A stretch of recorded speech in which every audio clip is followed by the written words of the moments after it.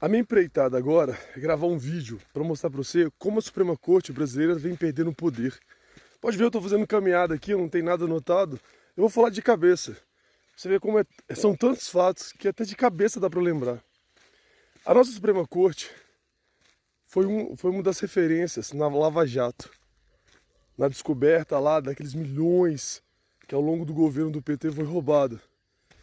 Prenderam uma porrada de gente. Um dos ministros da Suprema Corte, por coincidência, ok? Pura coincidência, Teori Zavascki, o avião dele caiu. E ele era um dos caras, se não me engano, o ministro da Suprema Corte mais envolvido com essa análise. E o avião dele, sem querer, caiu, ok? De repente, a nossa Suprema Corte começa a ganhar muito poder, não só do Brasil.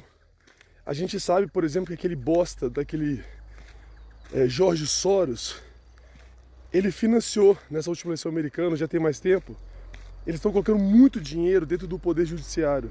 Porque o poder judiciário, como poder final, em teoria apolítico, a sentença que ele dá é definitiva. Então, se você coloca juízes com um pensamento muito parecido com o seu, a tendência é que o seu lado ganhe muito poder. Isso eu não estou falando só do Brasil, eu estou falando do mundo inteiro. Acabei de citar o George Soros, aquele monstro, aquele velho safado. Tá. E aí, começa a surgir dentro da Suprema Corte brasileira alguns destaques. Não, no judiciário não tem que ter destaque, mas começa a surgir. Por exemplo, Alexandre de Moraes, Gilmar Mendes, Barroso, o Flávio Dino, que era um político, ninguém discorda, não dá para negar isso, ele era um político, virou ministro da Suprema Corte. O Lula falou que ele era muito comunista. Tem um discurso do Lula falando que nós colocamos um amigo comunista na Suprema Corte. Então já está mostrando que ele tem lado, ele é um comunista. Ok. E eles foram ganhando poder. Foram ganhando poder. Começaram as palavras deles virarem lei. Em alguns momentos o Congresso Nacional decidia não pautar um tema. A Suprema Corte pautava pelo Congresso Nacional, que nem foi o caso do negócio lá da internet, do controle da internet, que eles chamam de... Como é que é o nome que eles dão? Sei lá, gestão da internet, né? Combate a fake news. Pois é. Então já começaram a entrar meio que no poder legislativo. Porque se o legislativo não toma uma decisão, já é uma decisão. Quando o legislativo diz, nós não vamos pautar sobre esse tema, isso já é uma decisão, nós não vamos pautar. A Suprema Corte foi lá e pautou. Não sei como. E começa o ministro da Suprema Corte a fazer entrevistas. Em nenhum lugar do mundo o ministro da Suprema Corte parece entrevista em televisão. Ministro de Suprema Corte só faz uma coisa. Fala por meio dos autos. Os americanos, os caras dos Estados Unidos, nem sabem qual é a voz do ministro da Suprema Corte. Porque ele só conhece pela leitura dos textos, das notas que o ministro solta. Agora todos nós conhecemos as vozes dos nossos ministros. Beleza. E aí começam as piadinhas. Quando começou a eleição do ano passado do Trump, piadinha. E aí o Trump ganha a eleição. No outro dia, e você de esquerda pode chorar aqui, revirar do avesso, mas no outro dia, Globo News, CNN começam a soltar notícias, falando que os ministros da Suprema Corte começaram a fazer piada. Ah, já que o Trump ganhou, quem será que vai ser o primeiro a perder o seu visto? KKK, piadinha. Tava com poder demais, né? Então eu posso zombar, mesmo que seja do país mais poderoso do mundo. E aí os vistos começaram a cair. E as piadinhas começaram a acabar. E aí agora começavam a falar, não faz diferença mesmo? Eu nem queria ir para os Estados Unidos. Já começou a mudar o discurso, correto? Correto. Só que aí continua.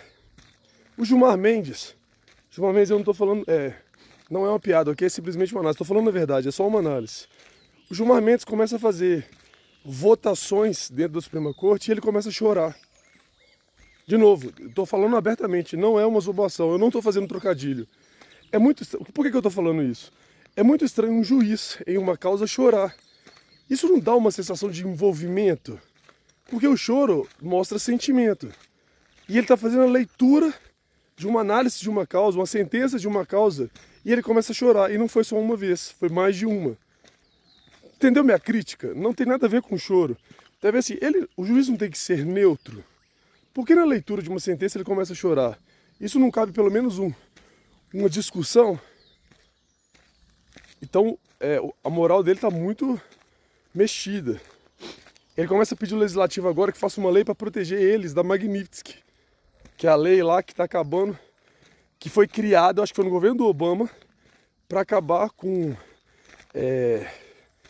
pessoas que não respeitam os direitos humanos.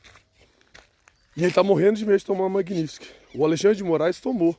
Você pode ver que no dia que ele tomou a Magnitsky, ele falou, eu vou deixar para lá. Só que logo depois a mulher do Alexandre de Moraes tomou. E conversa de corredor aí dizem que o coração financeiro da família Moraes é a esposa dele. Aí no outro dia você pode ver que ele não falou que é irrelevante. Ele ficou muito bravo, falando que aquilo era injusto. Mudança súbita, né, de comportamento. 2 semanas depois a gente descobre, também conversa de corredor. Estou dizendo que pode ser conversa de corredor. Que a empresa da mulher do Alexandre de Moraes perdeu 150 milhões de dólares em contratos. Não sei se é um contrato ou diversos contratos, mas daria ali 150 milhões de dólares.